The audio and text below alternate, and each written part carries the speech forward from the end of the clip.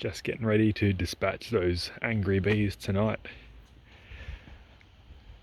Sun's almost down.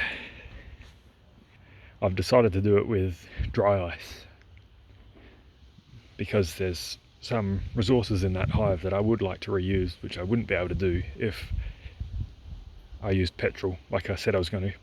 This was a top feeder for feeding them in winter, which I never actually used.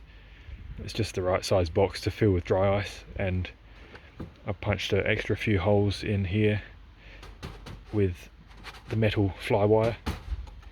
So I'm going to put that on top of the honey super, then put this feeder box on top of that, fill it with dry ice, and then I've got a good lid with a good sealing flat edge to put on top of the dry ice, and then wrap the whole thing in tape. I've got rags and mesh and stuff to block up the entrance, smoker to coax them back inside if there's any hanging on the front.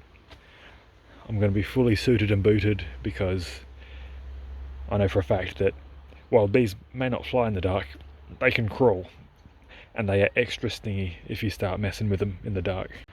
I've got a big esky with, well, I had 7.5 kilos of dry ice, but it's been in there for 6 hours now, so I don't know how much is left. Hopefully enough.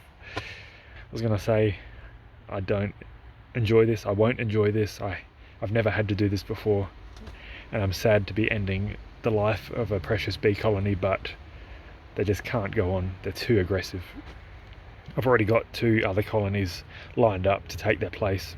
One of them hopefully is a strain from the Kangaroo Island, and hopefully I can use them to bolster the genes of the other hives in the apiary and maybe make some queens out of that. And yeah, it's just going to be better than trying to work with these aggressive ones. So enough talking, let's get to it. Well, there she is. I think I got them. I did let a few escape as soon as I knew I was messing with them. It's weird, like the smoke had zero effect. I had the smoker a centimetre away from their head, blasting it right at them, and they just completely ignored it. Somehow I got them most of them to walk back in, and then as I started poking rags in the entrance, they started pouring back out. Once I got the entrance blocked up, didn't help that the top box has a rotten corner and they found a way out there, so I had to quickly grab the tape and tape that corner up, and then around the bottom entrance, the middle section and the top screen, I have used up about half a roll of masking tape. Just when I thought I was done, I'd add a few more laps just to make triply sure that no air can get in and no bees can get out. So let's do the deed. Yeah, they are clambering at the 5 holes because they know something's up. And I said bees don't fly in the dark. Well, they did. That's the other thing. I had my red torch pointed at them, and it's like they can hear me or smell my breath, and they do take flight in the dark and just blindly go for you. I can see a few crawling in the leaf litter. So anyway, let's just get on with it, hey? Enough talking. Here's the ice. Hope that's enough. I'm not going to be able to pour that while I'm filming, so I'll just put the camera down, pour that in, and come back to you. It's in.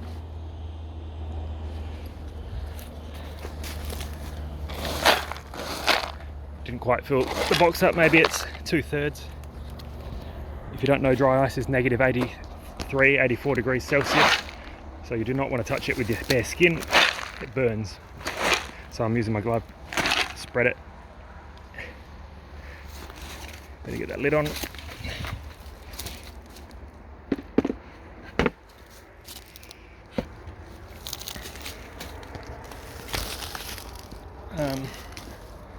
I'll have to tape that lid down and then cinch the M-lock fastener, cinch it all down after I put the tape on. Hopefully that does the trick. Make that 2/3 of a roll of masking tape. I've taped up every gap with about 4 layers at least. It doesn't help that the boxes aren't really aligned here in the corner, so yeah. How do I know if it's worked or not? Well, I don't. I can't hear anything unless maybe I put a stethoscope up to it. I really am sad. I can't tell you. I've never had to do this, and I wish there was another way, but I just cannot requeen this colony. I can't get to the queen. Before last week's video of the killer bees, the week before that I took half the brood out. So they were, you know, the brood was down to half strength. I put 5 empty frames in the brood chamber a bit over a fortnight ago. No, I thought taking half the brood away would make it easier to find the queen. No, it was not weaker, it was worse. And who knows, maybe I actually took the queen away without realising it the fortnight ago, and that's why they were so cross, but I don't think so, because they've been that angry before. So it's just in their genes. Yeah, I'm sorry girls. This is how it had to be. Now, you might be asking, why did I use dry ice? Well,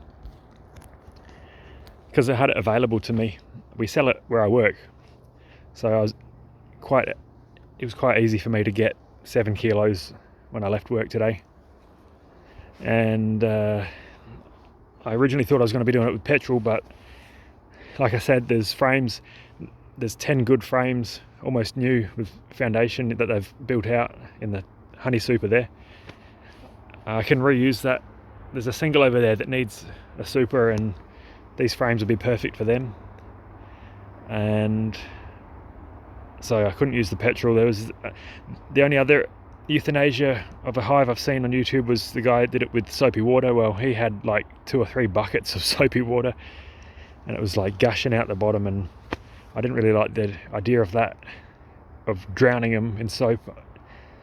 The dry ice to me seems like a cleaner option if it actually works. My main fear is that I'll come back tomorrow, undo all this, and they'll just wake up again with some fresh air and be back to normal. Hopefully not. I know it's a horrible way to go. It's not quick for them. They're literally suffocating, but petrol I don't think is much more humane, or drowning. And like I said, once the gas is gone, the ice is gone, I can just literally take those frames out, put them in another hive over there. So the brood will all get melted down. I'm not reasoning that, obviously. Just the honey frames, they're maybe less than 50% full of honey, and they're beautiful white freshly drawn comb. I can definitely reuse that. Thanks for watching. If you're still watching, maybe this was interesting to you, maybe it was abhorrent and unconscionable, but if you were in my shoes, what would you do? I've had enough of this. I can't be bothered with them anymore. Looks like I missed a few. The ones that got out last night are trying to get back in now.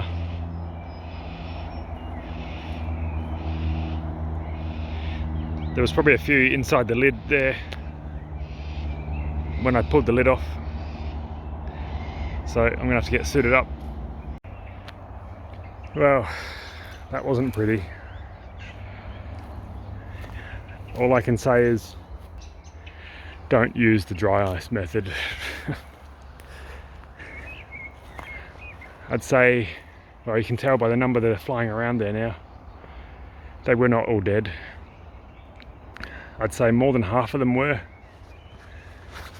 but that still leaves a shitload of bees. Just not what you want to be doing as a beekeeper. It's just horrific, really. I won't do a close-up of the pile of corpses, because who wants to see that? Very grotesque. There's better ways of doing it, I'm sure. Those other boxes piled up, I have to try and fit in the back of my car now. They were just boxes of old empty brood comb from a couple of other colonies I had here, which seem to have absconded between now and back in the beginning of winter. I don't think they died out, because there was no bees in the boxes, no brood, just empty comb and some bits of honey that they left behind. Oh God, look at this, they're robbing that lid full of honey. That's what they're after, and they can smell the fresh brood frames that are in there somewhere. I better get going. I did manage to get it back in the car somehow. I better shut the lid and try and get him out of my car now. Far out. And here we are a month later, after I did the deed on that colony that used to be there. This new colony that is here now, they are allegedly Kangaroo Island bees.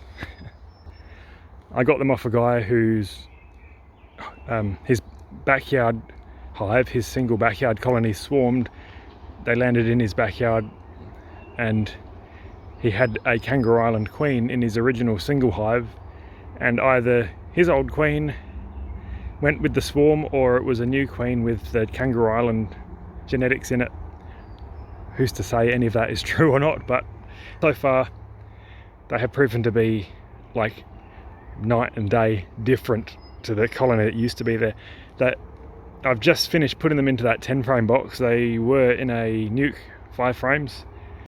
I've just finished putting their nuke frames into there, and they've got 5 more frames of fresh foundation, and like maybe 1 or 2 bees sort of got in my face a little bit right at the start, but within minutes they were just calm, quiet, just took no notice of me whatsoever, just let me do what I needed to do. And I probably could have done this whole thing without a veil, and that's how they should be. That triple pulled a couple of frames out the top again, could not even care that I was there, and just magic, you know. That's when it's like that, that's how bees should be, and it makes the job so much more pleasant. So hopefully I'm on the right track now. I'm looking forward to seeing how quickly they build up this new colony here. And this is a rare treat. I can't remember the last time I was able to suit down in this spot and not have hundreds of bees chasing me back into the car and then chasing my car up the driveway. Like, usually I'm getting back into the car fully suited up. Thanks for following along, and maybe you learned something. I certainly did. See you next time.